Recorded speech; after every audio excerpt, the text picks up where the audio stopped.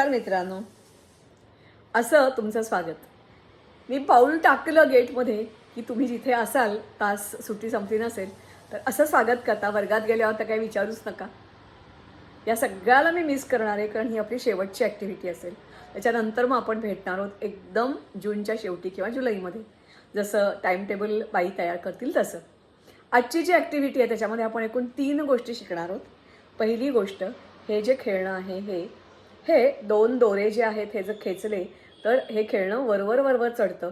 हा जो गोल आहे हा वरवर चढतो. मात्र गेल्या वेळेला आपण जे बघितलं होतं क्लाइम्बिंग मॅन, तो स्टॅटिक इलेक्ट्रिसिटीवर आधारित होतं. हे घर्षणावर आधारित आहे. अगदी सोपं आहे करायला. मला वाटतं हा जो गोल आहे तुमच्या परिचयाचा झालेला आहे. आपण ह्या गोलाचा वापर करून कितीतरी खेळणी बनवलेली आहेत. हा गोल एकदम स्टर्डी आहे, स्ट्रॉंग आहे, एकसारखा आहे. आपल्या कोणत्याही घरात कॉफी म्हणा, तूप म्हणा, असं जेव्हा आणतो तेव्हा त्याच्यावर पॅकिंगला जो जाळा असतो ना, तो हा निकिताईंनी आपल्याला दिलेला आहे. याच्यावर मी इथे फुलपाखरं लावली आहेत, पण फुलपाखरं लावायला पाहिजे तसं बिलकुल नाही. तुम्ही मंकी लावा, ससा लावा, कासव लावा, माणूस लावा, किंवा वृत्तपत्रामध्ये एखादी जाहिरात असेल त्याच्यामधलं काही तुम्हाला आवडलं तर लावा. आणि ह्याच्या मागच्या बाजूला आपण 2 स्ट्रॉ लावलेले आहेत. दिसत आहेत का बघा. ह्या ज्या 2 स्ट्रॉ आहेत, कारण हाही रंग पांढरा आणि हाही रंग पांढरा आहे, त्यामुळे पांढराच पाहिजे असं काही नाही. माझ्याकडे होत्या त्या मी स्ट्रॉ वापरल्या. कशा लावल्यात ते नीट बघा. त्याचा कोन केलेला आहे, कोन त्याचा केलेला आहे, किंचित सरळ नाही आहेत. आणि हे चिकटवण्यासाठी अर्थातच आपण जे वापरलं ते तुमचं नेहमीचं फेविकॉल चालणार नाही, त्याला हे फेविक्विक लागतं. मात्र हे जे फेविक्विक आहे हे विकत आणू नका. मी तुम्हाला वर्गात देईन, कारण थोडंसं लागणार आहे. मग घरी ठेवलं सुकलं की ते वाया जाईल. या गोल दिला, या बाजूला तुम्ही काय करायचं ते घरून ठरवून आलात, किंवा काही नाही चिकटवायचं नाही आहे तुम्हाला, पेन्सिलनी किंवा खडूनी स्केच पेननी काढायचं आहे तरीही चालेल. या 2 स्ट्रॉ चिकटवून घेतल्या, तिरक्या चिकटवलेत आणि त्याच्यात हा दोरा वरून खालती असा ओला. लक्षात येत आहे. आता माझ्याकडे अडकवायला नाही आहे किंवा कोणी माझ्या मदतीला नाही आहे, पण हे दोरे खालून तुम्ही ओढलेत की हे जे खेळणं आहे हे खेळणं अर्थातच असं वर वर वर वर जाईल आणि इथे गेल्यानंतर वर अर्थातच थांबेल. असं हे खेळणं. गेल्या वेळेला जो आपण वर चढणारा माणूस बघितला होता ते स्टॅटिक इलेक्ट्रिसिटीवर होतं. हे मात्र घर्षण या तत्वावर अवलंबून आहे. आता पुढचं बघूया. दुसरं जे खेळणं आहे तो आहे हा खेकडा. हा जो खेकडा आहे, तुम्हाला मी इथे पुस्तक वापरलं आहे, हार्ड सरफेस पाहिजे. तुम्ही तुमची वर्गात बाकावर ठेवलं तर तुम्हाला दिसेल. याला थोडासा असा इकडे कल्लेला आहे, इकडे वर आहे, दिसतंय तुम्हाला. इकडे अशी जागा आहे त्याची, आणि असं असं इथून केलं की तो हलतो, पुढे पुढे जातो. जसं तुम्ही हे कराल तसं. आणि जर खूपच जोराने केलं तर तो काय करतो, कोलांटी उडीसुद्धा मारतो. बघा कसा कसा पुढे पुढे जातोय तो, दिसतंय तुम्हाला. मात्र हे नुसतं एवढंच नाही आहे, तर ह्याच्या मागची भूमिती आहे तीही समजून घ्यायची आहे. तुम्हाला माहिती आहे की डॉक्टर, इंजिनियर कोणत्याही गोष्टीला कसाही आकार छान देतात, कारण त्याच्या मागची भूमिती त्यांची पक्की असते. आपण छोट्याशा तत्वावर हे बघणार आहोत. सगळ्यांना तुम्हाला माहिती आहे की हा रेक्टँगल आहे. 2 समोरच्या बाजू समान आयत आहे, या 2 बाजू समान, या 2 बाजू समान, आणि काटकोन. ह्याचा आपल्याला पंचकोन करायचा आहे. अगदी सोपं आहे. म्हणजेच हे जे आहे आपण नॉर्मल जशी गाठ घालतो तशी गाठ घालायचे. बघा, परत नीट बघा मी काय केलं ते. हा जो कागद आहे तो असा आणला, म्हणजे त्याला अशी जी आपल्याला बोसारखी गाठ दिसते ती दिसते तशी झाली. आणि मग ह्याच्यामधून अर्थातच खालचं एक टोक उचललं, आणि इकडे घरी तुम्ही वर्गात याच्या अगोदर जर सराव केला तर तुम्हाला अधिक चांगल्या प्रकारे करता येऊ शकेल. आणि ह्याच्यानंतर हे अर्थातच खेचून घ्यायचं. हळूच, कागद फाटणार नाही, तुटणार नाही, अशा प्रकारे हे सगळं ओढाओढी करायची आहे. हा जो कागद आहे हा पातळ कागद घेऊन होणार नाही, तर जाडा कागद ह्याच्यासाठी आपण वापरलेला आहे.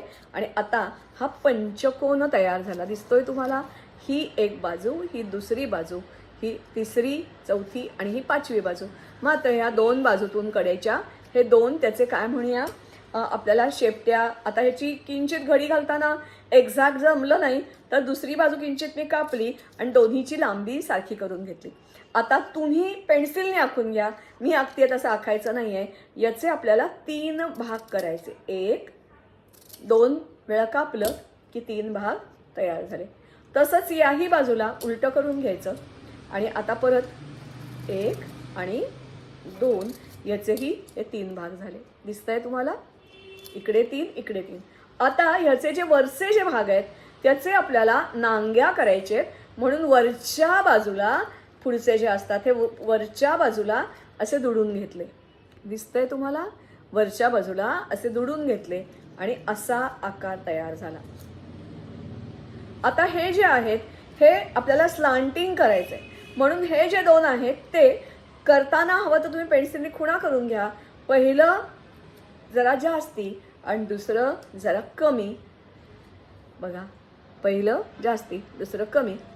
याही बाजूला असंच करून घ्यायचं. अंतर पेन्सिलने एवढ्यासाठीच आखून घ्यायचं की आपल्याला हे होऊ नये, कमी जास्ती होऊ नये, सारखं राहील. आता हा असा आकार तयार झाला आणि अर्थातच तुम्हाला माझ्याहीपेक्षा छान ड्रॉइंग काढता येतं. याच्यावर मग तुम्ही काय करू शकाल? डोळे काढा, तोंड काढा आणि आपला हा खेकडा आता नाचायला, उड्या मारायला तयार झाला. दिसतंय? त्याच्याशिवाय तिसरं जे आहे ते आपण बघणार आहोत ते म्हणजे किरीगामी. याचं आर्ट आहे ही किरीगामी. आत्ता तुम्हाला हे एवढ्यासाठीच दाखवतेय की सुट्टीमध्ये नुसतंच खेळत राहायचं, उन्हाळत राहायचं, त्याच्याऐवजी वाचन जसं करा तसं किरीगामी. तुमच्या प्रत्येकाकडे आता स्मार्टफोन आहेत, त्याच्यावर हे टाईप करा. किरीगामीचे असंख्य प्रकार तुम्हाला दिसतील आणि अमेझिंग तुम्हाला कलाकृती तयार करता येतील. मला वाटते त्याच्यासाठी एक छोटंसं बघा, हे असं आपल्याला त्याच्यापासून बनलेलं आहे. अगदी सिंपल आहे, काहीच कठीण नाही आहे. आणि दुसरं मला वाटते तुम्हाला आणखीन एक आपल्याला बघायचं आहे. हा आहे कागद. असा तुम्हाला कागद दिला असेल, हा आयताकृतीच तुम्हाला देणार आहे. त्याच्याशिवाय घडी घालताना अर्थातच पांढरी बाजू वर ठेवा आणि मग बरोबर मध्यात घडी घालून घ्या. कळतंय? आखायचं आहे, ह्याच्यावर डार्क रंगावर आखलं जाणार नाही. आता नीट बघा, हे भाग 2 सुटे आहे आणि हा भाग बंदिस्त आहे. जो भाग सुटा आहे तिथून अशी रेष काढून घ्यायची, 1 सेंटीमीटर जाडीची रेष काढून घ्यायची आणि मग ही रेष काढून घेतल्यावर तुम्हाला दिसतंय हे असं, ही रेष काढून घेतली आणि मग अशा ह्या तिरक्या कापून घ्यायचंय. मात्र डायरेक्टली कापायचं नाही आहे, तर आधी आखून घ्यायचंय. समांतर रेषा पाहिजेत आणि ह्या समांतर रेषावर आपण हे कापलेलं आहे. दिसतंय तुम्हाला? आता हे ओपन केलं की हे असं दिसेल फक्त. मग असं धरा जसं तुम्हाला हवं असेल तसं.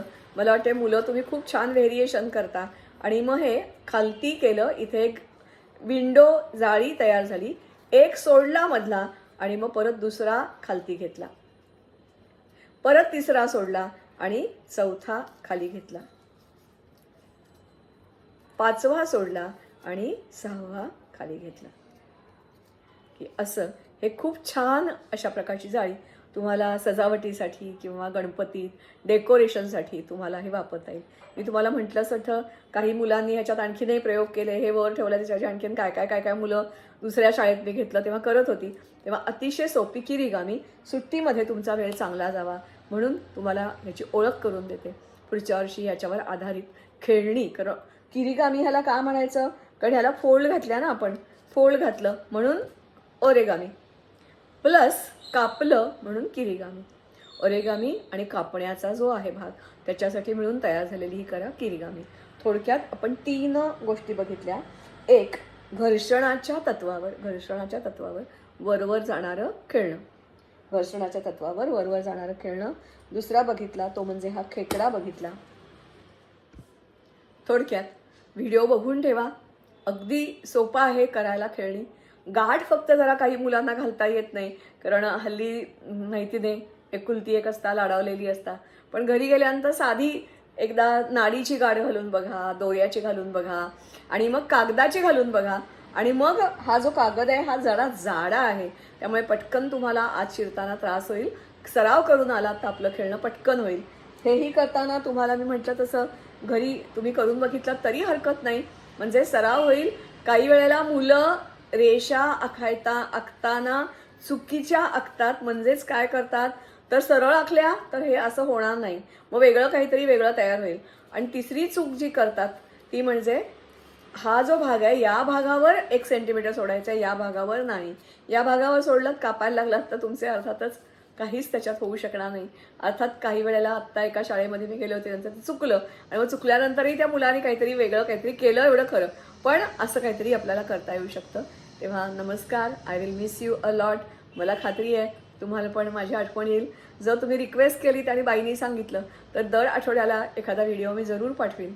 अट एवढीच असेल की तुम्ही ती खेळणी प्रामाणिकपणे करायची, म्हणजे मे महिना आणि जून कमीत कमी तुमची 6 खेळणी तयार झालेली पाहिजे, तुमची तुम्ही केलेली.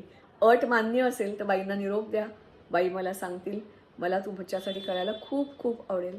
नमस्कार आणि धन्यवाद.